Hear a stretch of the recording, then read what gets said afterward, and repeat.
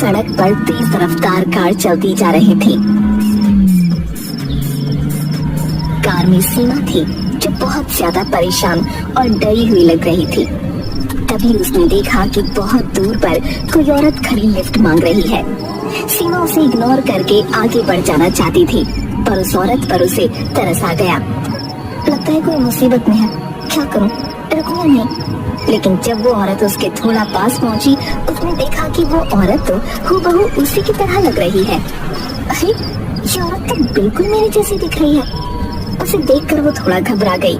उसे समझ नहीं आया कि ऐसा कैसे हो सकता है, लेकिन फिर भी सीमा ने गाड़ी को उसके पास ले जाकर रोक दिया। आप इतनी रात को सुनसान सड़क पे और अकेले, आपको जाना कहाँ है? बस मुसीबत में हूँ मैडम, यहीं आगे एक ढाबे तक जाना चाहती हूँ। कैसी मुसीबत? चलो छोड़ो, ओके आइए मैं छोड़ देती हूँ। वो औरत कार में बैठ गई और सीमा चल दी। सीमा से रहा नहीं गया और आखिर उसने कह ही दिया, एक बात पूछूं आपसे, आपको कोई एतराज तो नहीं? हाँ पूछो ना, मुझे कोई एतराज नहीं है। आप तो बिल्कुल मेरी तरह दिख रही हैं। नहीं तो बिल्कुल नहीं। ये कहते ही उस औरत का रूप बदलना शुरू हो गया। वो खूबसूरत औरत एकदम से खतरनाक डायन में परिवर्तित हो गई। डरावना चेहरा और उस पर बड़े बड़े दांत, आंखों से निकलता हुआ खून और लंबे नाखून। उसका ये बदला रूप देखकर सीमा बहुत डर गई। उसने 100 किलोमीटर प्रति घंटा की रफ्तार से चलती हुई कार को एक पेड़ में ले जाकर मार दिया। थोड़ी दूर पर मौजूद एक ढाबे वाले ने पुलिस को इस एक्सीडेंट की खबर दी। साहब, यहाँ बहुत बुरा एक्सीडेंट हुआ है, जल्दी आ जाइए। पुलिस मौके वारदात पर पहुंच गई और लाश को पोस्टमार्टम हाउस पहुंचाया गया। अब बारी थी डॉक्टर आनंद को बुलाने की। काफी रात हो चुकी थी, लेकिन उधर आनंद सो नहीं पा रहा था। उसके कानों में उसकी पत्नी के आखिरी अल्फाज गूंज रहे थे, वो डायन मुझे मार डालेगी, वो डायन मुझे मार डालेगी। पर आनंद को डायन जैसी चीजों पर कोई विश्वास नहीं था। उसे लगता था कि उसकी पत्नी पागल हो गई थी।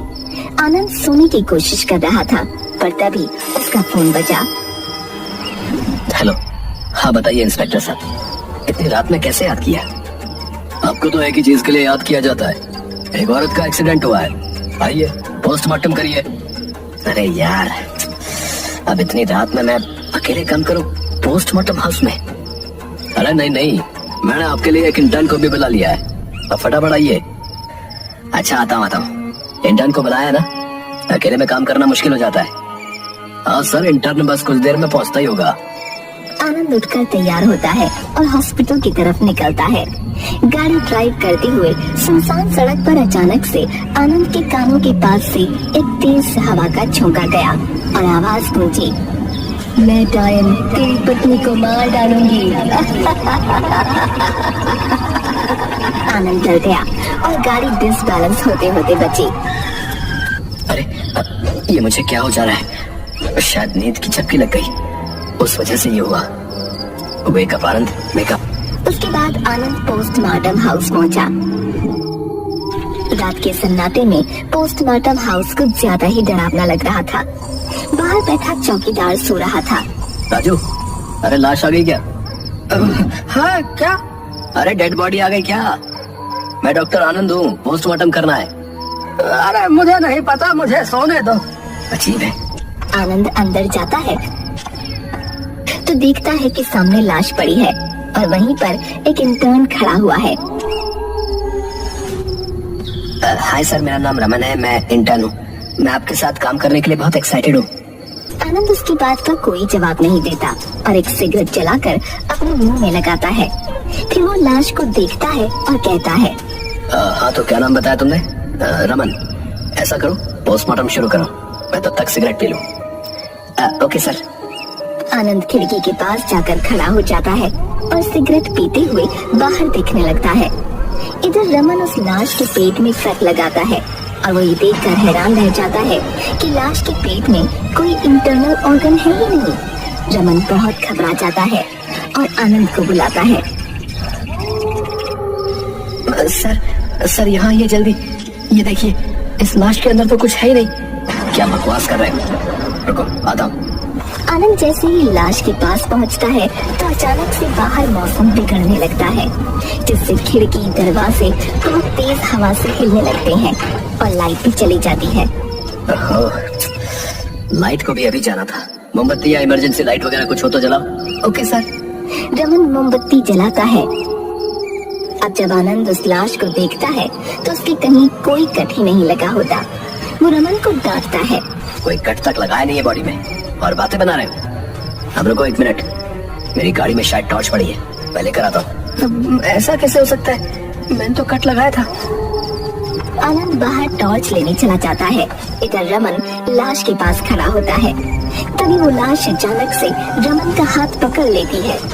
रमन चीख पाता उससे पहले ही वो लाश उठती है और उसकी जुबान बाहर खींच लेती है।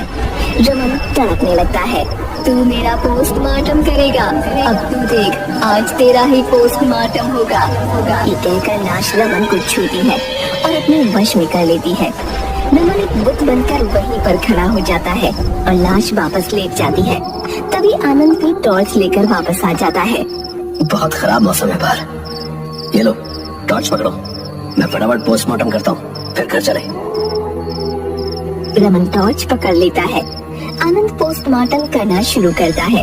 वो जैसे जैसे उस लाश को कट लगाता है वैसे वैसे रमन के भी कट लगते जाते हैं। रमन का पूरा शरीर कट जाता है और वो खड़ा रहता है। आनंद ये चीज नोटिस भी नहीं करता क्योंकि कमरे में अंधेरा था और उसका पूरा फोकस लाश पर था। तभी उसका फोन बजता है। हाँ इंस्पेक्टर साहब, अब क्या हुआ? अरे वो डब्बे वाले का फोन आया था। वो कह रहा है कि यहाँ पर एक और लाश पड़ी है। मैंने 2 हवलदार भेजे हैं, वो दूसरी लाश लेकर आ रहे होंगे। अरे इंस्पेक्टर साहब, आप कैसा काम करते हैं? खैर आने दीजिए, देखते हैं।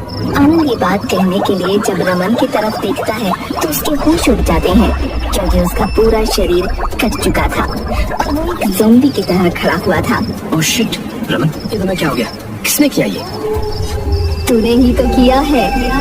ये क्या हो रहा है? ये लाश। आनंद बहुत डर जाता है और वो चिल्लाकर भागना शुरू कर देता है।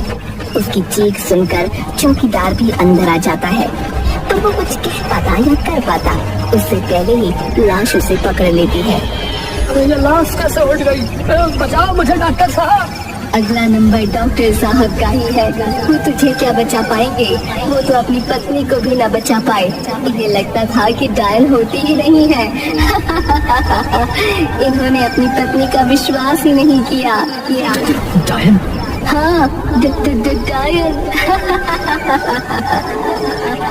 आनंद बाहर की तरफ भागता है, पर तभी हवलदार लाश लेकर आ जाते हैं। वो भागता हुआ जाकर उनसे टकरा जाता है और लाश स्ट्रेचर पर से जमीन पर गिर पड़ती है। आनंद ये देखकर हैरान रह जाता है कि लाश और डायन का चेहरा बिल्कुल एक जैसा है।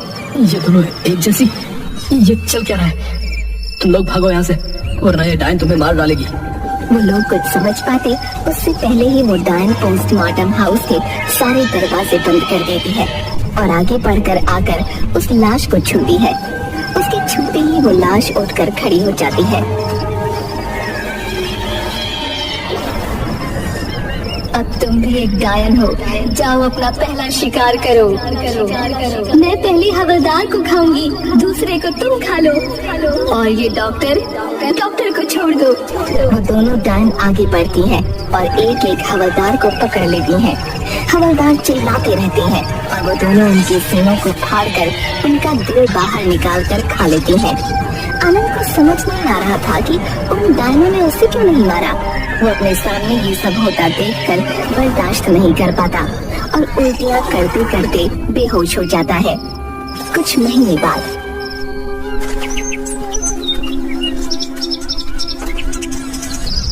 ये मरीज कुछ अजीब ही है।